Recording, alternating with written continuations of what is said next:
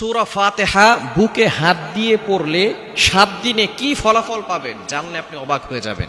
সূরাতুল ফাতিহা পারে না এমন কোনো মুসলমান নাই। আমরা প্রত্যেক নামাজের ভিতরে সূরা ফাতিহা পড়ি কি পড়ি না? এই সূরা ফাতিহার ভিতরে কিন্তু অনেক ফজিলত রয়েছে এবং সূরা ফাতিহা ছাড়া নামাজও হয় না। আপনি ফরজ নামাজ বলেন, সুন্নত বলেন, নফল বলেন, ওয়াজিব বলেন, সব নামাজেই কিন্তু সূরা ফাতিহা আছে না নাই? সূরা ফাতিহা ছাড়া নামাজ পরিপূর্ণ হয় না। এই সূরা ফাতিহাকে আরেকটি নাম আছে, এই সূরা ফাতিহাকে বলা হয় উম্মুল কোরআন, অর্থাৎ কোরআনের মা। কোরআনুল কারীমের ভিতরে যত সারাংশ রয়েছে তার মূল সারাংশই হচ্ছে কথা আল্লাহ পাক রব্বুল আলামিন সূরা ফাতিহার ভিতরে ঢুকিয়ে দিয়েছেন। সূরা ফাতিহাকে আরেকটি নাম দেওয়া হয়েছে শিফা মিন কুল্লি দা, সকল রোগের ঔষধ। আপনি এই সূরা ফাতিহার ভিতরে অনেক ফজিলত আছে। এই সূরা ফাতিহা প্রথম সূরা এবং আল্লাহ পাক রব্বুল আলামিন প্রথমেই বলে দিয়েছেন আলহামদুলিল্লাহি রাব্বিল আলামিন, all praise is due to Allah, সমস্ত প্রশংসা ওই আল্লাহর জন্য। আর রহমানির রহিম, he is the most merciful, তিনি হচ্ছেন দয়াময়, তিনি হচ্ছেন দয়ালু। এরপর আল্লাহ বলছেন মালিক ইয়াউমিদ্দিন, হি ইজ দ্য আল্লাহ পাক রব্বুল আলামিন, তিনি বিচার দিবসের মালিক। এই বিচার দিবস একদিন হবে, একদিন কায়েম হবে। দুনিয়াতে আপনি যাই করেন না কেন একদিন কিন্তু হাসর হবে। ওই দিন কিন্তু আল্লাহ পাক রব্বুল আলামিন সকলকে পাকড়াও করবেন। এজন্য সূরা ফাতিহার ভিতরে আল্লাহ তাআলা সব কিছু দিয়ে দিয়েছেন।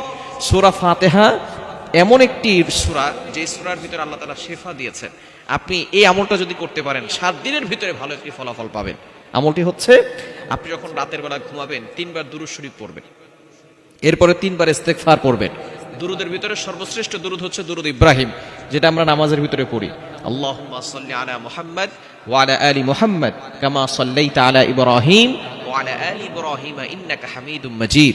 আল্লাহুম্মা বারিক আলা মুহাম্মাদ ওয়া আলা আলি মুহাম্মাদ কামা বারাকতা আলা ইব্রাহিম ওয়া আলা আলি ইব্রাহিম ইন্নাকা হামিদুম মাজিদ। এই দুরুদ ইব্রাহিম হচ্ছে যেটা নামাজের ভিতরে পড়ে সর্বশ্রেষ্ঠ দুরুদ। এটা 3 বার পড়বেন, এরপরে 3 বার ইস্তেগফার পড়বেন। আস্তাগফিরুল্লাহ রাব্বি মিন কুল্লি যামবি ওয়া আতুবু ইলাইহি লা হাওলা ওয়া লা কুওয়াতা ইল্লা বিল্লাহিল আলিয়্যিল আযীম পড়ে এরপরে বুকে হাত দিয়ে আউযুবিল্লাহ বিসমিল্লাহ সহকারে আপনি সূরা ফাতিহা একবার পড়বেন। পরে শেষে আবার 3 বার দুরূদ শরীফ পড়বেন। এরপর আপনি আল্লাহর কাছে দোয়া করবেন। এভাবে যদি টানা 7 দিন আমল করতে পারেন আল্লাহ পাক রব্বুল আলামিন আপনার মনের সকল আশাগুলো পূরণ করবেন। আপনি এভাবে আমল করে আল্লাহর কাছে দোয়া করবেন। এরপরে আপনি যত রোগ আছে সমস্ত রোগ থেকে আল্লাহ পাক রব্বুল আলামিন আপনাকে শিফা দান করবেন। অর্থাৎ এই আমলের মাধ্যমে 1 নাম্বার আল্লাহ তাআলা আপনার সকল মনের আশাগুলো পূরণ করবেন, সকল চাহিদাগুলো আল্লাহ তাআলা পূরণ করে দিবেন। এবং দ্বিতীয় নাম্বার হচ্ছে আল্লাহ পাক রব্বুল আলামিন আপনাকে যত ধরনের রোগ আছে সকল রোগ থেকে আল্লাহ আপনাকে হেফাজত করবেন। কারণ সূরা ফাতিহার ভিতরে শিফা আছে না নাই?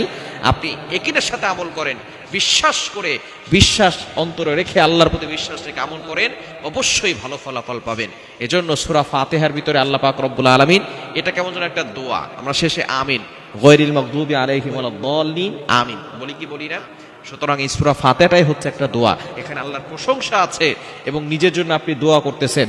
এমন একটি দোয়া আল্লাহ পাক রব্বুল আলামিন আমাদেরকে কোরআনুল কারীমের প্রথমেই শিক্ষা দিয়েছেন। সুতরাং এই সূরা ফাতিহার আমলটা রাতের বেলা ঘুমানোর আগে 7 দিন করেন, দেখবেন ভালো একটা ফলাফল আসবে। আল্লাহ তাআলা আমাদের সকলকে এই সূরা ফাতিহার আমল করার তৌফিক দান করেন।